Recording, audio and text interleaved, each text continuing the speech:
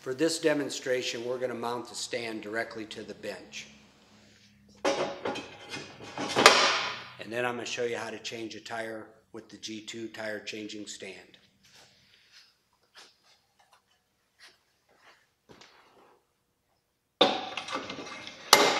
First thing that we need to do is take the air out of the tire.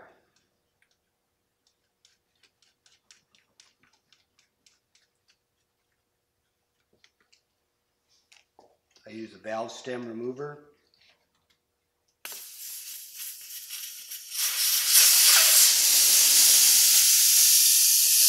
The next thing that we need to do is loosen the rim lock.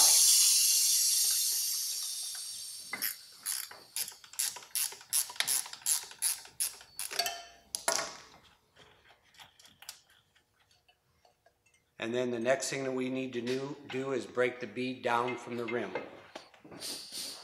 If it doesn't break by hand, what we'll use is a tire iron. And how you do that is use the small end. We'll stick it in between the tire and the rim, and we'll break it down. We might need to use a couple. But the key to this is to make sure that the tire is broke down from the rim. Once we believe that the tire's pushed down so that it kind of nestles into the center, what we were going to do is we're going to, we always need to be aware of where the valve stem and the rim lock is, because we do not want to work at either one of these. And the first thing that we're going to do is we're going to take our tire irons, we're going to push down, and we're going to use our tire iron to keep the tire from mating to the rim. I use about 3 of them. It just makes it an awful lot easier. So now what we will do, all these do is to help the tire so that it doesn't mate back up to the rim and keeps it into the center part. Now what I do is I take 2 irons, use them the same way, I stuff them into the tire. I take my first iron and pull it over. And as soon as that I get the bead broke there, I bring my second one up. Now to make it easy, I release this one a little and I use a sprocket to hold it down. Now where I do it different from most, I then loosen the pressure. I've taken enough bite that the tire still rests on top of the rim, and I use a hammer of some sort. I run my tire iron over just a little bit. You don't want to take big bites at first. I bring it up until the tire comes on top of the rim. At any time you're using too much force, you have to make sure that the tire is not mated back up to the rim, that it's nestled into the center. The further that you go, the easier that it gets. I go. Now it's getting easier as we go, so at that point I no longer need these tire irons. You can continue to tap the tire iron over with the hammer, or now you can use these irons because they will slide in easy. And you bring them over. Always make sure you are never working directly over the rim lock or the valve stem. When you're doing this, the key to not pinching a tube, you do not want to bring your irons over any more than you have to. You only need to bring them over far enough so that the tire pops up from the rim. And at any time, if this becomes hard, you just need to reassess and make sure that the tire has not mated, and now it's easy. But I do not want to try to take a bite directly over the rim lock. Now where I do it different, I will now flip the tire over and I will do this. You need to break the bead from the tire, and if it doesn't break by hand, you can use your iron to push it down. Now what I do here, I'm going to do the exact same measure. I'm going to break this side up also. So I'll use 2 tire irons.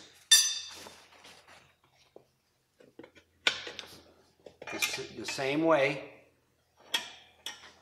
I will just use a hammer to tap it over. Once the bead rests up on top, this iron it'll hold itself.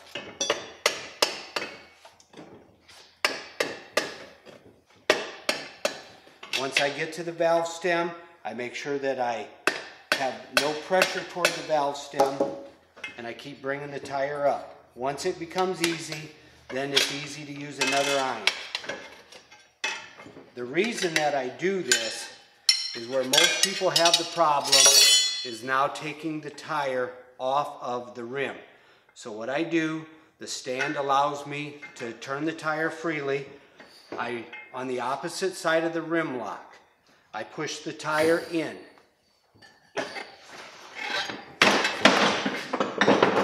The next thing we're going to do is reassemble the tire. This is a Japanese wheel, so the rim lock and the valve stem are 180 degrees apart. So what I do is I do take the rim lock out on the first part of the application. If it was a KTM, theirs is 90 degrees, the valve stem and the rim lock. You can put it all together, but the rim lock is the one thing that you need to be very careful of because that's where most of the pinching occurs. So what I will do is I will take the rim lock out. The next thing that I'll do is I've assembled the tube inside of the tire. And the reason I do this, I put just enough air in it so that it creates a form. It makes it an awful lot easier, and the air in the tube helps a lot with any pinching. The next thing, when assembling a tire, I always use some type of a lubricant. I use silicone spray. Some people use soap and water. Many different things can be used. I use silicone spray. It's inexpensive, it dries away, and it remains being slippery, and it's just the easiest that I've found. So what I do is I'll make sure I spray the bead. I only do one side first, and I spray the bead all around. This will help when we go to assemble it. The next thing that I'll do is I take the tire, I find one of the holes, I take the valve stem, I pull it out, I find the hole, and I push the valve stem through. I then take the valve stem nut and I never tighten the valve stem nut down. I just put it on so that it'll hold the valve stem in. Once I have that done, I push the tire up. And what I do is I try to push it on as far as I can by hand. I'm using my body to push the weight away from me, and I just push it down. Once I have it as far down as I can do, now it's time we use an iron.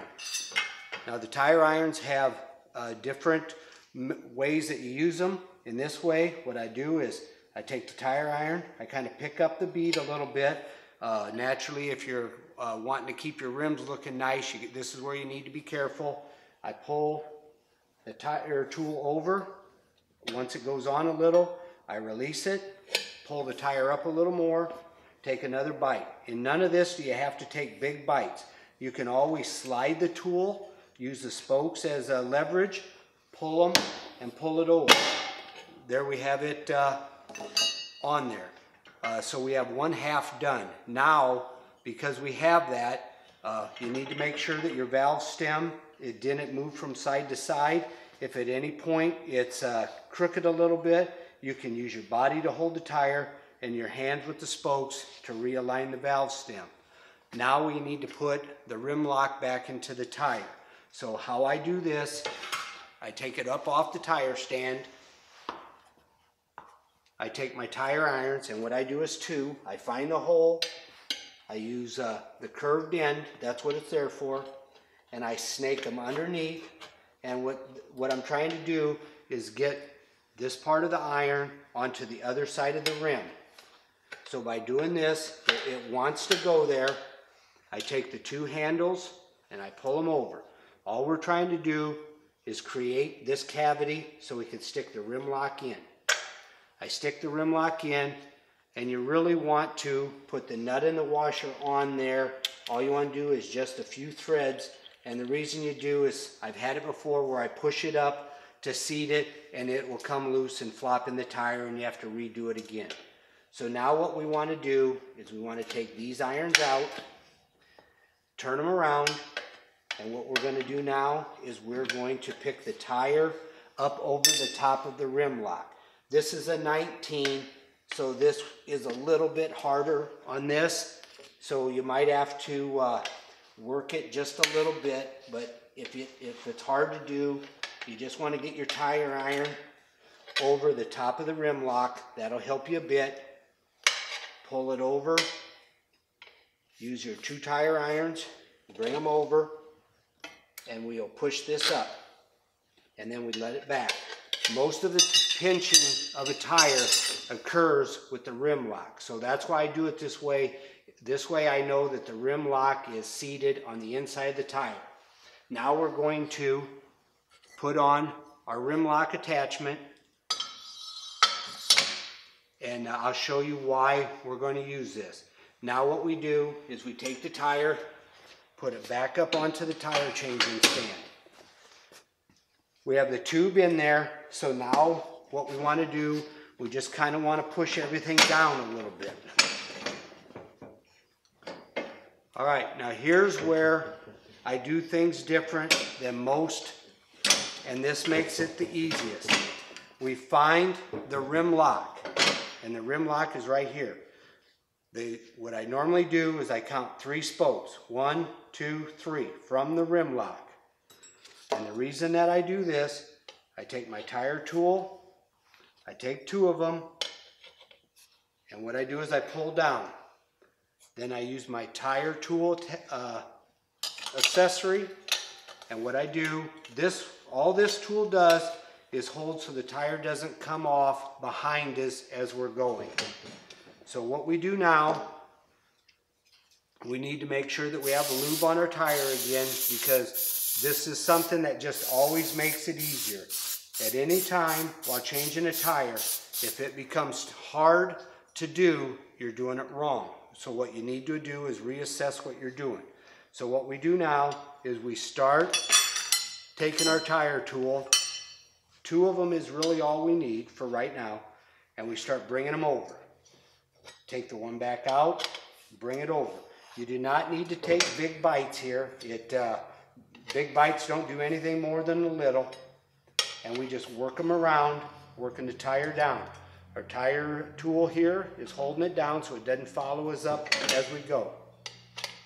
We go around, and once we get, here's to the valve stem, never use your tool over the valve stem. So what we'll do is we make sure we come a little ways over, and as you see, the tire is starting to mate to the rim. This is something that we do not want. So when we took the tire off, we did the same thing. We used our tire tools, push it down, and you're just going to jam it in. And what happens there, this end actually goes to the middle of the tire. It keeps the tire from trying to mate. So once we I try to use 3, it just makes it a little easier. You do not need to use the tools. You can push it down with your hand, but the tools kind of make it a little bit easier. So now we can resume. So what we do is we loosen, we put a new iron in, loosen this one, take another bite. And as we go, the tire, you can see that it's starting to suck down into the middle. That's ideal. That's what you want to happen. What I do is I'm using my leg here a little bit to support so the tire doesn't rotate, but the nice feature of our stand, it allows you to rotate the tire staying in one location. So once it starts getting a little harder to pull the irons up, what we do, we take this one out, you loosen, relieve a little bit of pressure with this iron. You see it come back, so it lets the tire come up. Little bites, you don't need to take big ones. None of this is requiring a lot of pulling. I take this, relieve the pressure, put my other iron in. You can feel the cup get just on the side of the rim. You pull it over. You take your tool out, relieve the pressure just a little bit, put the tool back in and pull. And you can see the tires pulled down into the center. Relieve the pressure, put the tire iron in, pull it over. Now we're starting to get close to the rim lock. So what we do there, we're going to relieve the pressure, we're going to put the tire iron in, we pull and we pull. Now we need to make sure that when the tire pops down in, that it's behind the rim lock. So these irons are doing no value anymore. We can take these out, but what we will do, we will use one of the irons. Take the curve end and we stuff it down into the rim lock attachment. And what we're going to do with that is, I want to relieve the pressure here a little bit.